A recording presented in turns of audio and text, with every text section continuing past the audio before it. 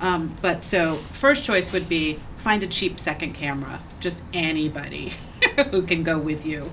It's always also good to bring a friend if you can, just because you might miss something or somebody might need you or something's happening, and it's good to have somebody who's not responsible for getting shots who can kind of survey the scene. So while you're focused on you and you're melting down, back there somebody's finding Osama bin Laden, So it's nice to have a second pair of eyes if you can. If you can't, I think you try and really think about what you're shooting before you go.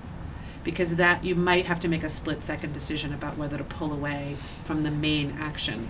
And sometimes the main action gets boring. And what you want to see is how it's affecting people around you.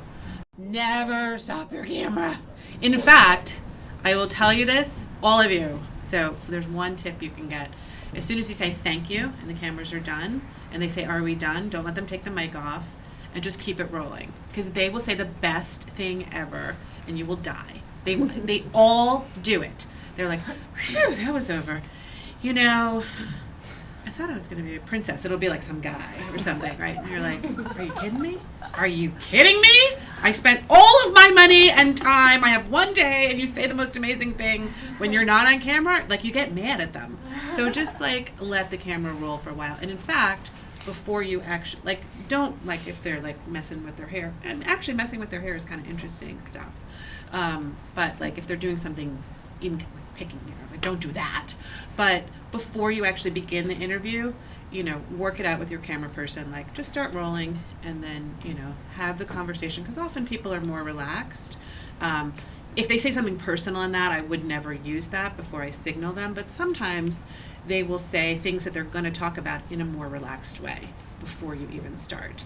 So every single person, it doesn't matter who they are, will do this when they first start. The other thing I always do is just start talking about things that are not important. Don't do your most important thing first. Give them a little warm-up time, but don't do your most important thing last either, because then they're tired. So kind of about a quarter into it is probably good. So if and then things change on the ground. Yesterday I was in Congress. I was interviewing a guy, Benny Thompson, who's the head of the Homeland Security Committee, and he was supposed to get there at 5. We were going to do a little thing with somebody at 4:15, and he strolls in at 4:30. I was like, shit. So you just go with it, and there's your main guy, and you have to change your plan. So don't be afraid to change your plan. Know enough about what you're shooting to know what's important and what you can let go.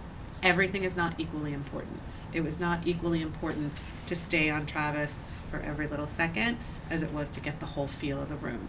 It's not equally important to do a minor character as somebody who could, in 2 minutes, be your whole movie.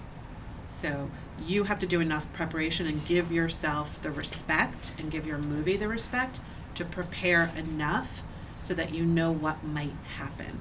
If you know somebody, sometimes they've done interviews before, they're a crier.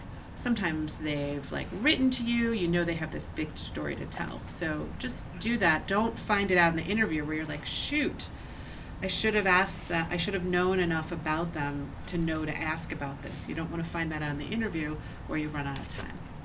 I think the better idea is to do a fair amount of research, to read up on your topic enough so that you're pretty conversant, but also to know when to stop.